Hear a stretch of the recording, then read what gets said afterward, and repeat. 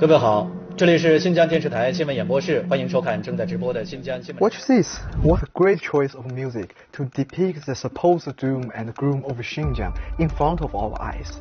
This forced labor program between them imprison more than 1 million people far under the state minimum wage. They cannot refuse, they cannot walk away.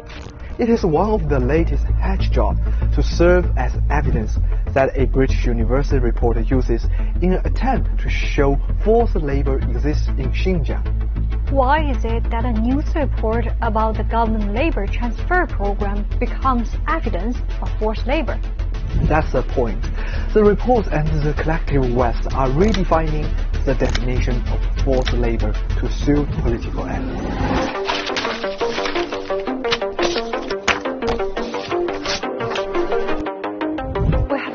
Deeply at these documents and try to decipher how a job recruitment program that has been running for the past 5 decades has suddenly been turned into forced labor.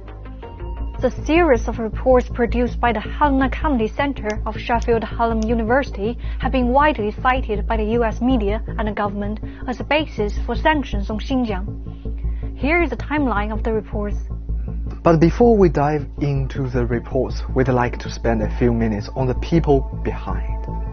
Here is the CV of Laura Murphy, who has authored all the 4 papers from the university that look at Xinjiang. From 2019 to 2020, Ms. Murphy received the National Endowment for the Humanities Public Scholar Award, an amount of $60,000 US. The NEH is a US government agency that aims to strengthen the Republic, and her research was also funded with grants of $3 million from US Department of Justice. Before receiving funding from the US government institution, Murphy focused primarily on African American slavery and injustice in North America.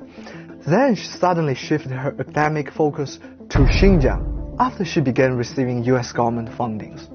On social media, she often tweeted about World Whig Congress, a far-right group made up of Whig separatists.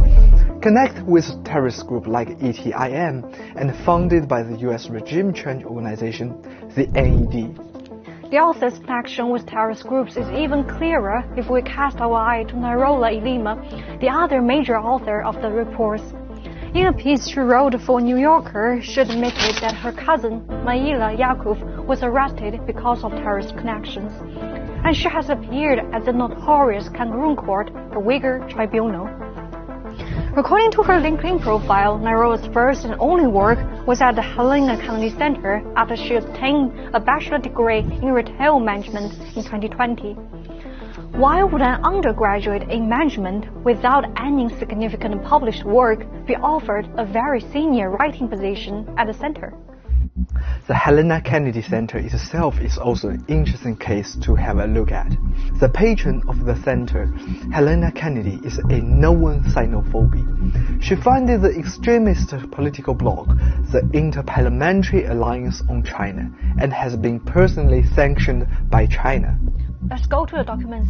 In the acknowledgement section of the center's paper from May last year, we find Timothy Gross, who has organized Tibetan separatist event, and Nathan Ruser of ASPI, to name just a few. The people behind the report seems to have all the connections to the usual places. But let's go to the key question. How do they establish the case for forced labor? Far under the state minimum wage. Let's do some simple math. According to one of the workers at a textile company in the city of Kuala, he earned about 4,000 yuan a month, way above the regional minimum wage. If you think that's a single event, check out the average numbers. The per capita annual disposable income of Xinjiang workers who have participated in the program is about 30,000 to 40,000 yuan, also above the regional average. If that's not convincing enough, we actually went to Xinjiang and asked real people. Here's an interview from Hoshine, a silicon industry company, a major target of the reports. Both employers and employees find the accusation ridiculous. 当时是怎么找到这份工作的？当时我是在网上看到的，然后过来应聘了这个和生硅业。那之后会考虑在这边工作吗？肯定呀，都挺好的，都挺好的，工资方面呀，然后条件呀啥的，都各个都挺好的，都能习惯。那么政府就是提供一个平台，或者提供一个通过一个媒介或者宣传来，这个也很正常，其实劳动局。但是强迫劳动，它肯定是违背劳动者的意愿，强行采取强制措施，那我们这里根本就不存在。What makes the reports more dubious is they lack proper referencing. Whenever they throw out another accusation, we see no elaboration, no reference to original source. Experts have determined that which expert? Some private and state-owned enterprises, and also prison labor is mostly legal and practiced around the world.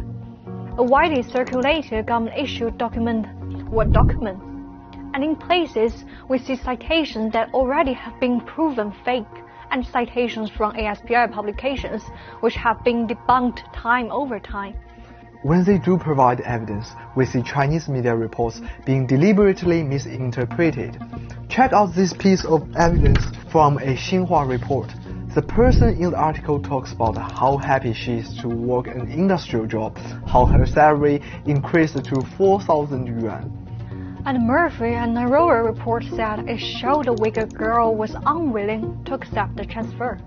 And in the series of reports covering Xinjiang's cotton industry, solar and PVC, and so on, the author seems to want to establish that forced labor is endemic in the region. But all the reports had the same problem. They spent all their time trying to chase supply chains involved in Xinjiang companies, rather than providing evidence about how forced labor exists in the first place. This seems to be less a concern with human rights and more a parroting of the political and economic interests of the U.S. The Sheffield Hallam University reports are detrimental to its own academic credibility and part of the increasingly desperate disinformation campaign from the West. It is a Potemkin village. It is swallowing in the mire. It is war in the making.